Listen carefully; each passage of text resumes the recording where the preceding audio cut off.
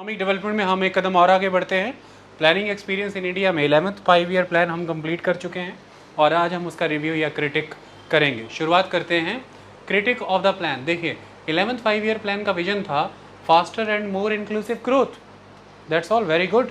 अब faster and more inclusive growth के according 9% GDP growth rate achieve करने का वादा रखा 11th 5 ईयर प्लान के दौरान 2007 से 2012 के बीच में। और जब 10th 5 ईयर प्लान था 2002 से 2007 तब 8% GDP ग्रोथ रेट अचीव करने का वादा रखा। और 1992 से 1997 से 2002 तक 8th and 9th 5 year plan के दौरान 6.5% के अराउंड GDP आई।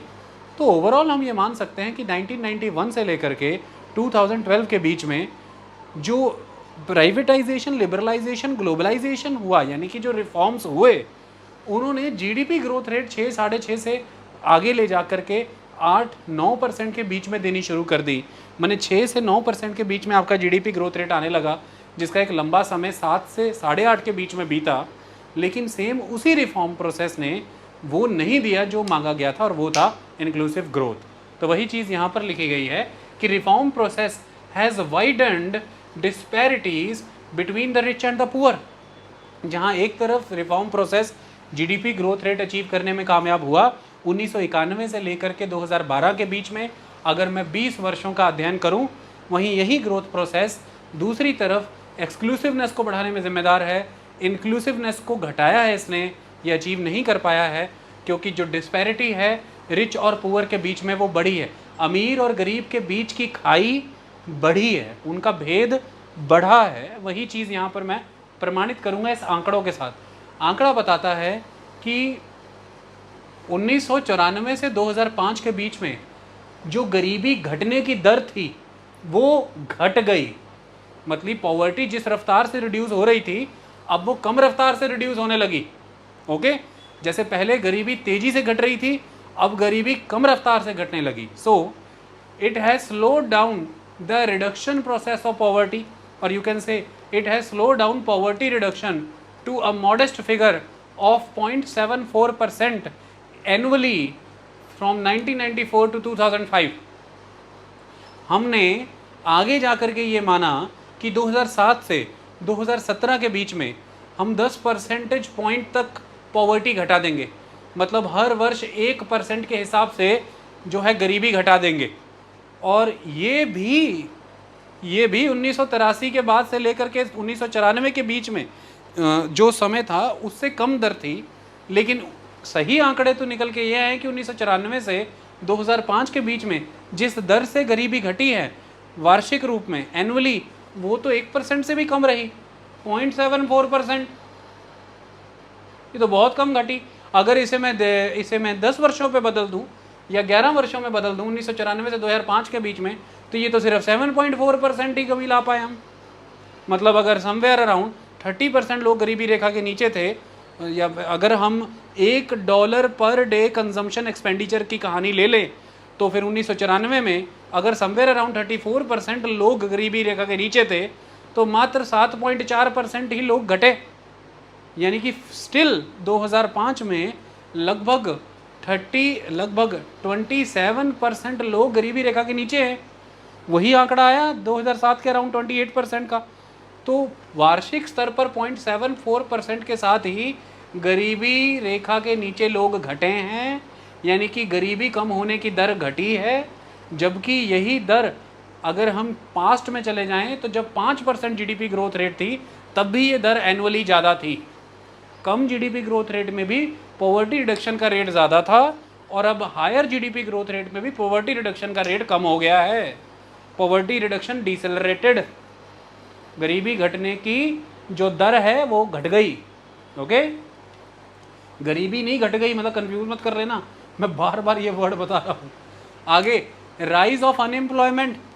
सेम प्लान पीरियड के दौरान, रिफॉर्म प्रोसेस के दौरान, जब जीडीपी ग्रोथ रेट बेहतरीन है तो अनएम्प्लॉयमेंट में बढ़ोतरी हुई। बेरोजगारी में 6% 1994 में बेरोजगारी, और 7.32% 6% 1994 में थी, बढ़कर के सन 2000 में ये 7.32 पहुंची, और बढ़कर के ये 8.3% पहुंच गई 2005 में। तो 1994 में 6%, 2005 में 8.3%। तो बेरोजगारी दर पहले से बढ़ चुकी है और विकास दर पहले से बढ़ चुकी है। एक तरफ जीडीपी ग्रोथ रेट बढ़ रहा है, एक तरफ बेरोजगारी दर बढ़ रहा है। ये कहते हैं अमीर और गरीब की खाई बढ़ रही है, गरीबी घटने का दर घट रहा है, बेरोजगारी का दर बढ़ रहा है, दूसरी तरफ विकास दर बढ़ रहा है। ये खाई बढ़ रही है, रिच और रिच हो रहा है, पुअर और पुअर हो रहा है। That reform period it sharpened the rural urban divide। गांव और शहरों के बीच की खाई और बढ़ी, गांव पीछे की ओर पिछड़े, शहर आगे की ओर गए, जिसमें से कुछ बड़े शहर ही आगे की ओर गए। And it sharpened the regional divide, that is जो प्रोग्रेसिव फास्ट ग्रोइंग स्टेट थे वो और प्रोग्रेसिव हुए, और जो इकोनॉमिकली वीकर लेगड स्टेट थे, पिछड़े राज्य थे, वो और पुअर होते चले गए, वीक होते गए और पिछड़ते चले गए। तो कमज़ोर और कमज़ोर हुआ, गरीब और गरीब हुआ, ग्रामीण और पिछड़ गए, पिछड़े राज्य और पिछड़ गए, अमीर और अमीर हुआ, मजबूत और मजबूत हुआ। ये रिफॉर्म पीरियड्स ने किया। मतलब स्टेट इंटरवेंशंस कहीं भी करेक्ट नहीं रही, राज्य अपनी भूमिकाओं से चूका है, प्राइवेट प्लेयर ने, मार्केट मैकेनिज्म ने हर तरह से वेल्थ कंसंट्रेट करने में कंट्रीब्यूट किया है, इनइक्वलिटी को बढ़ाया है। तो this inequitous growth of Indian economy ultimately created the turmoil for the political ground of this country। एक chaos create हुआ, सरकार का अपने द्वारा ये घोषणा करना कि हम आम आदमी के विषय में सोच रहे हैं, it is a government for the common man and we are here to serve the common man। ये छवि गलत सिद्ध हुई, आम आदमी के भ्रम टूट गए कि सरकार आम आदमी के लिए नहीं है। ये कहानी है। और उनके भीतर फ्रस्ट्रेशन आई, youth agitation, frustration, corruption, regional imbalances, regionalism का थॉट, कम्युनलिज्म के इंसिडेंट्स, दंगे भड़कने, ये सारी चीज़ें यहीं से निकल कर के आ रही हैं, क्योंकि एक इनइक्विटस ग्रोथ पैटर्न है जिसमें कंसंट्रेशन ऑफ वेल्थ है, ओके, और डेप्रीवेशंस बहुत ज़्यादा है। आगे अब हम अलग अलग आंकड़ों के हिसाब से देखते हैं। तो क्वेश्चन ये पूछा जाता है कि does the 11th plan really address the concerns which it has chosen to redress। जिन मुद्दों को लेकर के चला था कि इनका समाधान करेंगे, क्या सही मायने में 11वें प्लान ने उन समस्याओं का समाधान किया या उनके विषय में काम भी किया? तो इसका उत्तर यहाँ से निकल के आता है कि 11वें प्लान ने बोला था कि 9% जीडीपी ग्रोथ रेट लेकर के आएंगे, और 9% जीडीपी ग्रोथ रेट के लिए अलग अलग सेक्टर के लिए एक ग्रोथ रेट वहाँ पर डिसाइड की गई थी।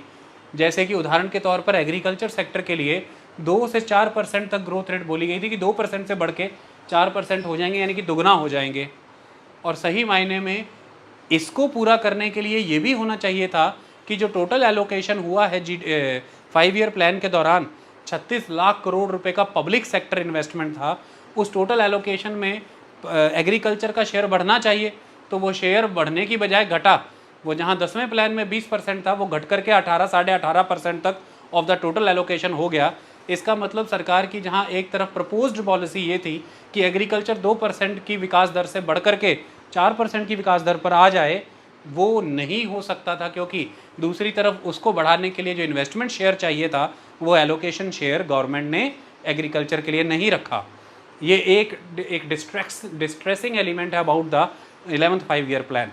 तो फिर अल्टीमेटली जिन कंसर्न्स को एड्रेस करना था वो कैसे हो जाएंगे, क्योंकि एग्रीकल्चर पर 58% पॉपुलेशन टिकी हुई है एम्प्लॉयमेंट पर्पसेस के लिए, और एग्रीकल्चर ही मेजॉरिटी उस पॉपुलेशन का source of income and livelihood है जो ग्रामीण इलाकों में है, और देश उस समय तक 70% ग्रामीण था।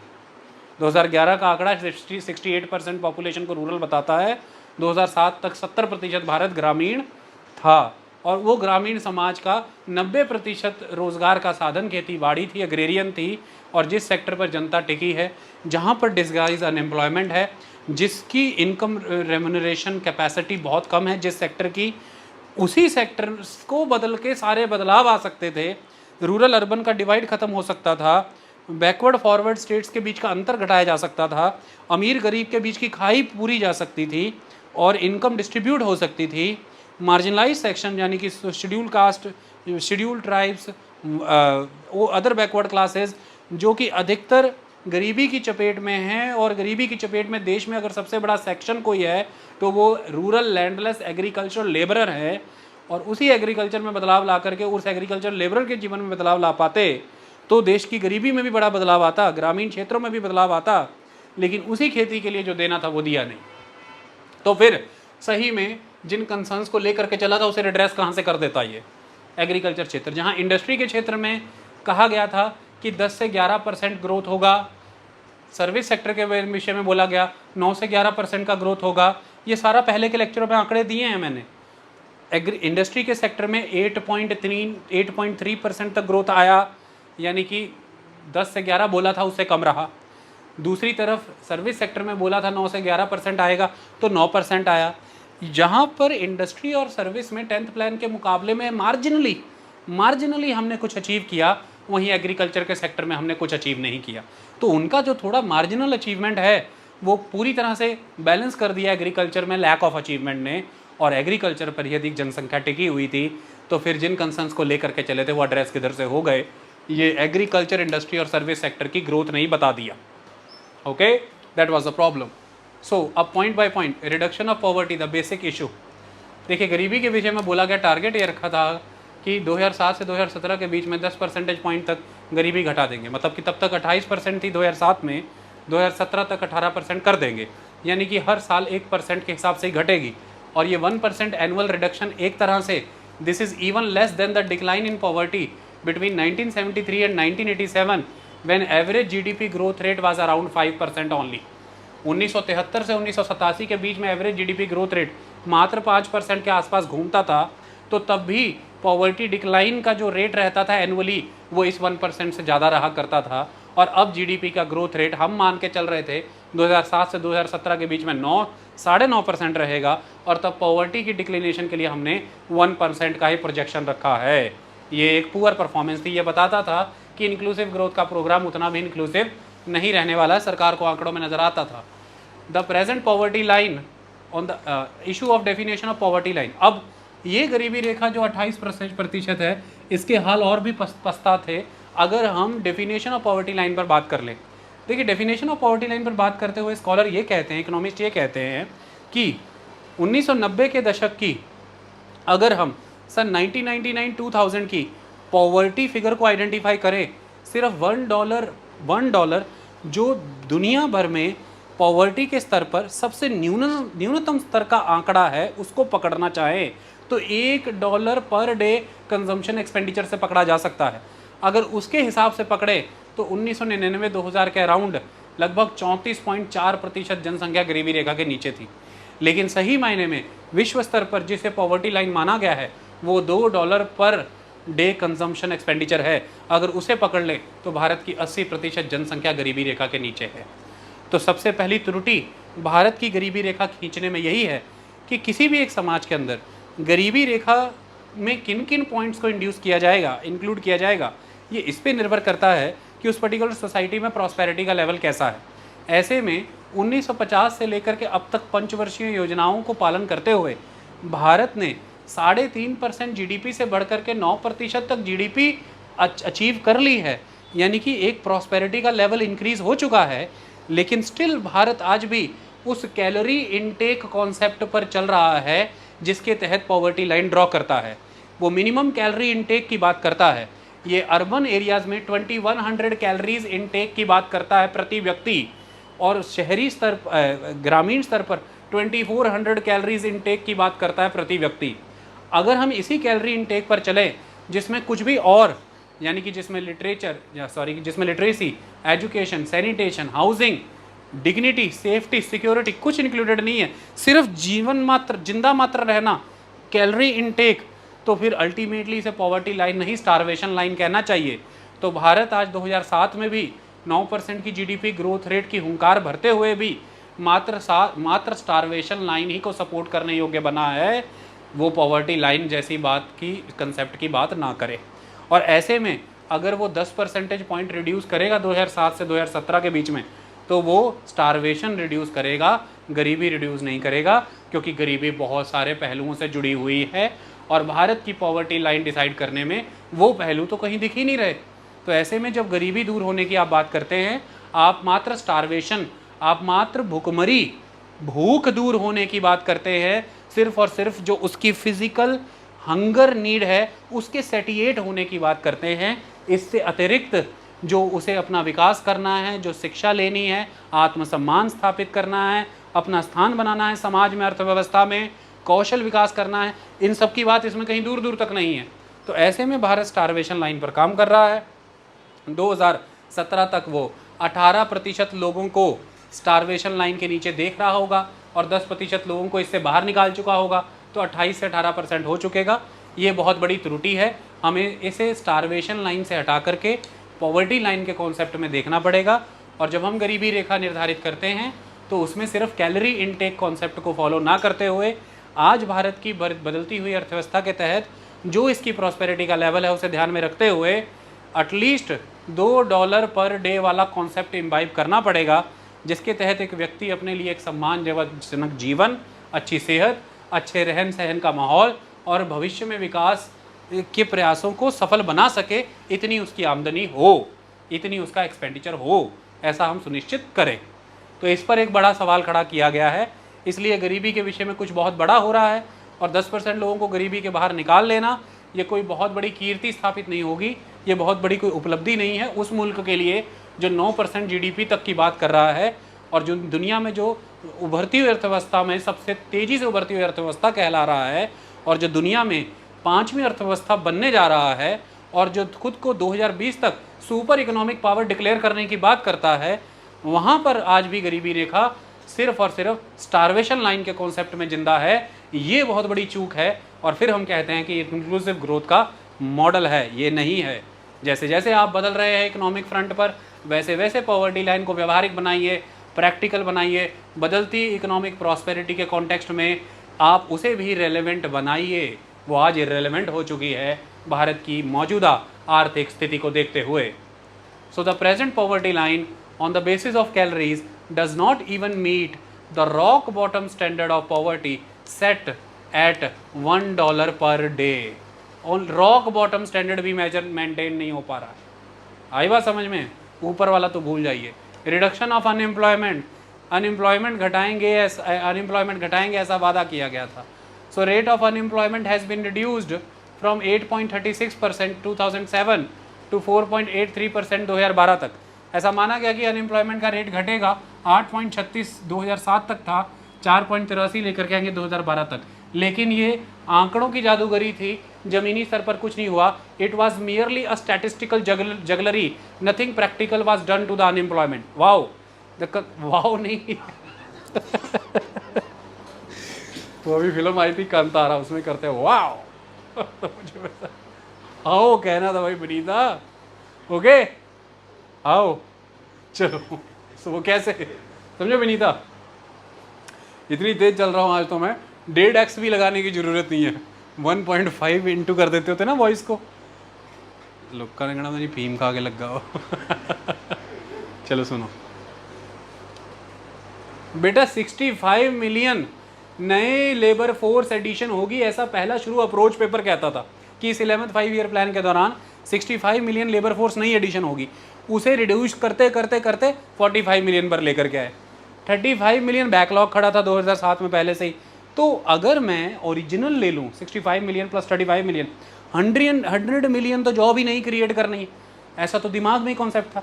लेकिन अपन घटा घटा करके 65 मिलियन को पहले 45 मिलियन पर लेकर के आए, फिर उस 45 मिलियन में हमने 35 मिलियन ऐड किया, फिर मिला मिलू करके इसे 80 मिलियन बनाया और अल्टीमेटली हमने जॉब क्रिएट करने का वादा किया कि 58 मिलियन जॉब क्रिएट कर देंगे। तो 80 मिलियन रिक्वायर्ड है, फिर 58 मिलियन क्रिएट करेंगे, उस हिसाब से ये 8.36 से घट करके 4.83 आ जाएगा। जबकि ये तो आंकड़ों की जादूगरी थी, क्योंकि सही मायने में जो एम्प्लॉयमेंट चाहिए थी वो तो 65 मिलियन लोग तो नहीं आने वाले थे लेबर फोर्स में। और दूसरा, ये आंकड़ा बढ़ सकता था क्योंकि जिस तरह से प्रयास अब तक किए गए हैं, शहर बन रहा था, शहरीकरण हो रहा था, ज़्यादा महिलाएं इस क्षेत्र में आने वाली थी। अब तो वो ज़्यादा काम मांगने के, देश की आधी जनसंख्या महिलाएं हैं और वो अब तक हाईली अंडर रिप्रेजेंटेड हैं, तो उनको तो आना था।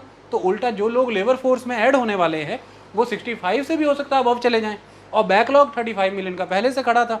उस हिसाब से अगर आप 58 मिलियन जॉब ही देंगे तो जितनी ज़रूरत है आपने तो उसका आधा ही जॉब दी, तो फिर अनएम्प्लॉयमेंट रेट 8.36 से घट के 4.83 कैसे हो जाता? तो ये तो सिर्फ और सिर्फ एक आंकड़ों की जादूगरी करी है, अनएम्प्लॉयमेंट के स्तर पर वैसा कुछ हुआ नहीं और ये कहानी 11th 5 ईयर प्लान की है, यानी कि 2007 से 2012, और आप पढ़ रहे हैं इसे 2023 में, तो आप इसे ज़्यादा सच रूप में देख सकते हैं, क्योंकि मौजूदा सच ये है कि 8.13% अनएम्प्लॉयमेंट रेट इस समय इस महीने में है जहां हम बैठे हैं। जून जुलाई का महीना है ये 2023 वर्ष का। तो आप तो इसे ज़्यादा बेहतर देख सकते हैं कि ये सच बोल रहा है कि झूठ बोल रहा है। ओके, पिछड़ गया भाई बेरोजगारी, jobless growth, economic growth rate साथ के साथ अनएम्प्लॉयमेंट को भी लेकर के आई। वो capital intensive economic growth rate थी, वो रोजगार पैदा नहीं कर पाई है। ये एक बड़ी नाकामयाबी रही इस 5 ईयर प्लान और देश की 5 ईयर प्लानिंग और देश के इकोनॉमिक रिफॉर्म्स की, इंडिया के इकोनॉमिक डेवलपमेंट मॉडल की। Okay, issue of labour flexibility. Bharat देश में हमेशा ये विचार देखा जाता है कि क्या with the passage of time जैसे इकोनॉमिक ग्रोथ बढ़ेगा, दुनिया के किसी भी डेवलपिंग नेशन में इसी कॉन्टेक्स्ट में देखा जाता है जहाँ डेमोक्रेसी स्ट्रांग होगी और लोगों को ही माना जाएगा कि सॉवरेनिटी उन्हीं में है। तो जैसे जैसे इकोनॉमिक ग्रोथ बढ़ेगी, ये माना जाता है कि लोगों का जीवन स्तर बेहतर होगा। जीवन स्तर बेहतर हो रहा है वो इससे नज़र आएगा कि जो उस बढ़ी हुई इकोनॉमिक ग्रोथ में वेजेस का शेयर भी बढ़ा होगा, मतलब एम्प्लॉयमेंट ऑर्गेनाइज सेक्टर की दिशा में बढ़ी होगी। ऑर्गेनाइज किसी भी सोसाइटी में अगर सोसाइटी रैपिडली इंडस्ट्रियलाइज हो रही है, इकोनॉमिक डेवलपमेंट हो रहा है, तो ये नेचुरल आउटकम है कि सोसाइटी में सेक्टर्स ऑफ इकोनॉमी ऑर्गेनाइज्ड हुए होंगे ज़्यादा, तो ऑर्गेनाइज सेक्टर्स की ग्रोथ हुई होगी और जॉब भी ऑर्गेनाइज सेक्टर में ही मिलेगी। तो फिर नेचुरली जो बढ़ी हुई नेशनल इनकम है उस देश की, उसमें एक बड़ा हिस्सा वेजेस की फॉर्म में निकलेगा, सिर्फ मुनाफों की फॉर्म में नहीं निकलेगा उद्योगपतियों की। लेकिन इसके उलट जब हम फ्लेक्सिबिलिटी के नाम पर देश में वर्कर के साथ अत्याचार करते हैं, तो ये प्रमाणित करता है कि ये ग्रोथ रेट लिविंग स्टैंडर्ड में फ़र्क नहीं ला पाई, वर्क प्लेस को और डिसेंट नहीं बना पाई, लाइवलीहुड को और बेटर लाइफ का बेस नहीं बना पाई, और वो यहाँ पर प्रमाणित हुआ। देखिए, तो लिखा गया है कि एक रिपोर्ट बताती है मोंटेक सिंह आहलूवालिया की 2001 में, और मोंटेक सिंह आहलूवालिया ने ये लिखा था। मोंटेक सिंह आहलूवालिया लंबे समय तक, मैं आपको बता दूं, कि डिप्टी चेयरमैन रहे प्लानिंग कमीशन के, क्योंकि prime minister by default chairman होता है। तो जब डॉक्टर मनमोहन सिंह देश के चेयरमैन रहे 2004 से 2014 तक वो प्रधानमंत्री रहे, तो वो प्लानिंग कमीशन के चेयरमैन रहे, और जब वो चेयरमैन रहे तो मोंटेक सिंह आहलूवालिया डिप्टी चेयरमैन रहे। तो मेनली डिप्टी चेयरमैन ही प्लानिंग कमीशन को देखते हैं, उन्हीं के चेहरा ज़्यादा दिखता है। तो अक्सर खबरों में मोंटेक सिंह आहलूवालिया आया करते थे, हम लोग उस समय एग्जाम्स की तैयारी वगैरह करा करते थे। और मोंटेक सिंह आहलूवालिया की अध्यक्षता में एक टास्क फोर्स बनाई गई थी 2001 में। उस टास्क फोर्स ने किस समय में एक कॉन्सेप्ट निकाल के बताया, कहते ऐसा है कि labour flexibility does not mean hire and fire. Labour flexibility होनी चाहिए एक देश में, उसे सिर्फ हायर एंड फायर के नज़रिए से मत देखो। लेबर फ्लेक्सिबिलिटी के कई और भी तरीके हैं बिना हायर एंड फायर के, मतलब वर्कर को ऐसे ना इमेजिन किया जाए। अगर आप ये देख रहे हैं कि देश आने वाले समय में विदेशी लोगों के आकर्षण का केंद्र बनने वाला है, क्योंकि देश मैन्युफैक्चरिंग हब बनने वाला है, विदेशी आकर के यहाँ पर निवेश करेंगे, उन्हें लेबर फ्लेक्सिबिलिटी चाहिए। ऐसे में भारतीय सरकारों के सामने ये चुनौती है कि वो फॉरेन इन्वेस्टमेंट्स को अट्रैक्ट करें, और अगर करें तो फिर लेबर में फ्लेक्सिबिलिटी कैसे लेकर के आएँ, क्योंकि लेबर लॉज फ्लेक्सिबल करते हैं तो फिर लेबर की जो वेज शेयर है वो मरता है, वर्क क्वालिटी घटती है, लेबर की डिग्निटी घटती है, क्योंकि फिर लेबर लॉज का मतलब तो हायर एंड फायर है, जब मर्जी रख लो जब मर्जी निकाल दो, माने casualisation, wage system of the society. तो तब मोंटेक सिंह आहलूवालिया अपने चाशनी से भरे हुए शब्दों से अपनी उस सोच को झुका रहे थे, जिस सोच के तहत वो एक तरह से लेबर की परिस्थिति बदतर ही बनाने जा रहे थे। और अलग अलग उस समय के यूपीए सरकार के यूनाइटेड